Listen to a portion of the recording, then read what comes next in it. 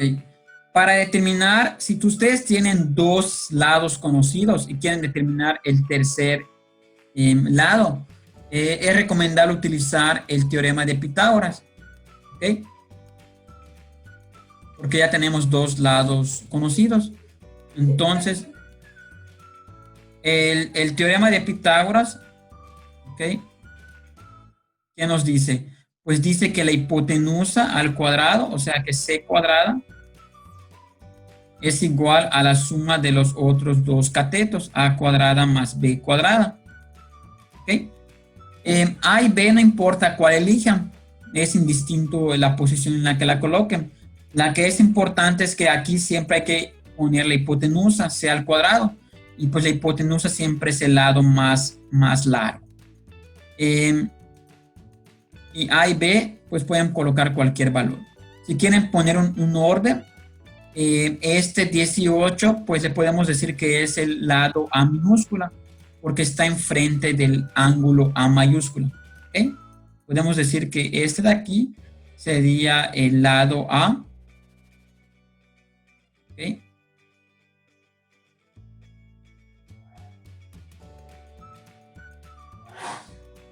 Aquí sería el lado A. Y aquí ese 5 sería como el lado B porque está enfrente del ángulo B mayúsculo. Ese sería B. ¿Okay? Pues aplicando el teorema de Pitágoras, yo quiero determinar cuánto vale la hipotenusa C. Entonces, vamos a hacer la sustitución. Me quedaría que C al cuadrado es igual a A, que es 18, elevado al cuadrado, más 5 elevado al cuadrado, que es el valor de B.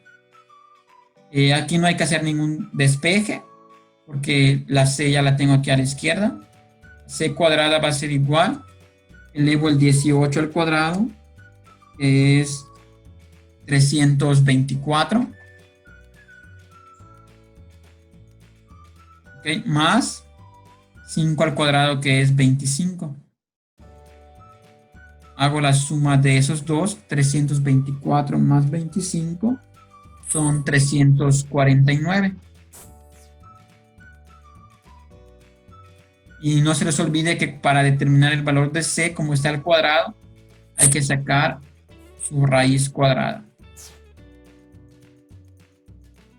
La raíz cuadrada de 349 da 18 con varas decimales, vamos a utilizar 4. Y aquí colocamos entonces 18.6815. ¿Okay? Este sería el valor de la hipotenusa, o sea, C vale 18.6815 centímetros. ¿Okay? Este es el valor de la hipotenusa.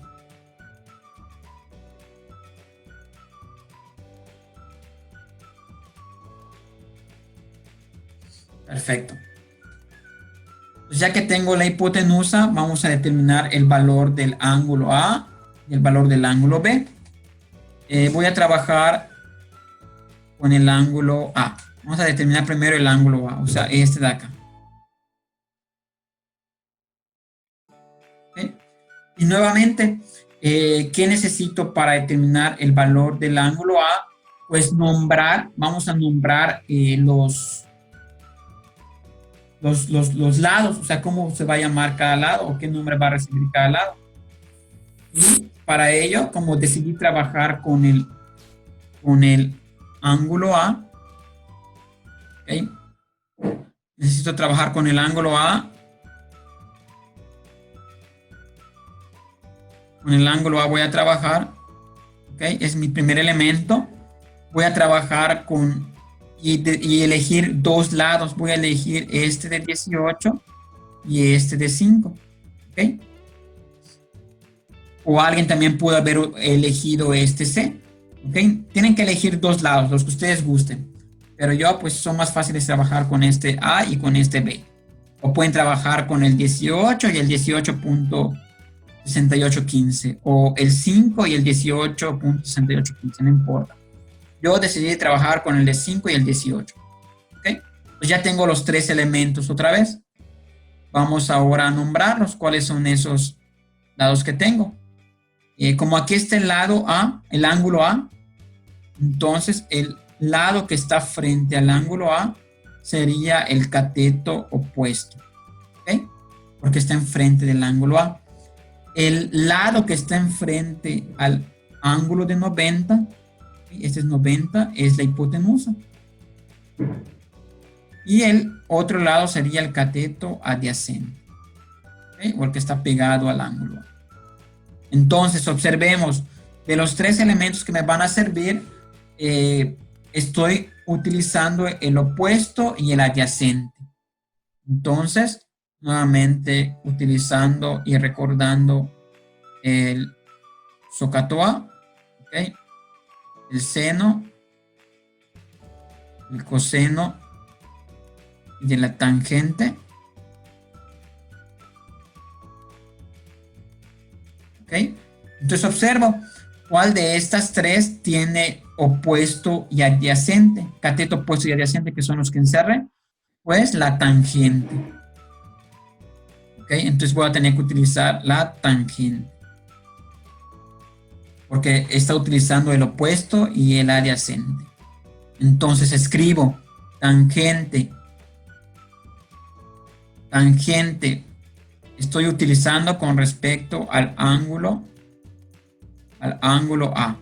¿Ok? Entonces escribo tangente de A. ¿Ok? Porque no conozco el valor del ángulo A.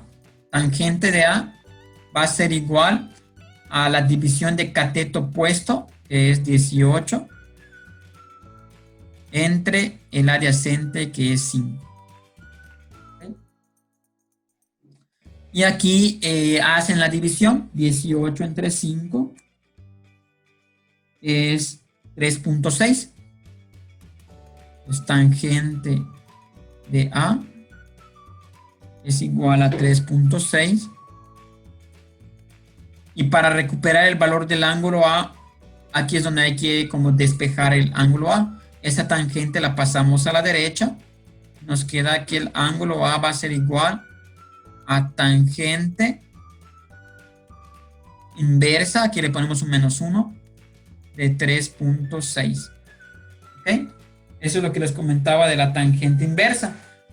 ¿Cómo lo ponen en su calculadora? Pues simplemente aprieten o presionen la tecla Shift. Luego apretamos la tecla Tab y el 3.6 entre paréntesis. Y esto nos da que el ángulo A vale 74.4758 grados. Ese sería el valor del ángulo A. Shift tangente. Y aquí coloco 74.4758 grados. ¿Okay?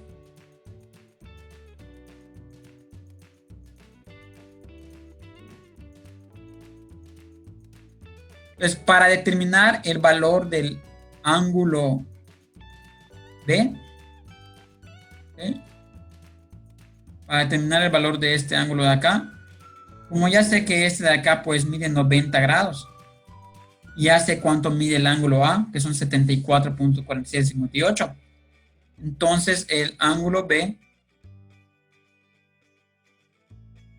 se podría hacer exactamente el mismo proceso, ya sea usando seno, coseno o tangente, pero pueden utilizar mejor que la suma de los ángulos internos son 180. Entonces el ángulo B va a ser igual a 180 grados, le restamos 90 grados, es este de acá el ángulo recto, y le restamos el valor del ángulo A, o sea, los 74.4768. ¿Okay? Y esto va a ser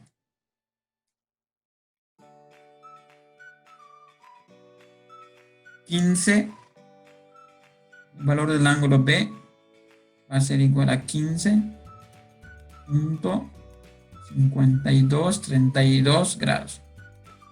Lo apuntamos acá.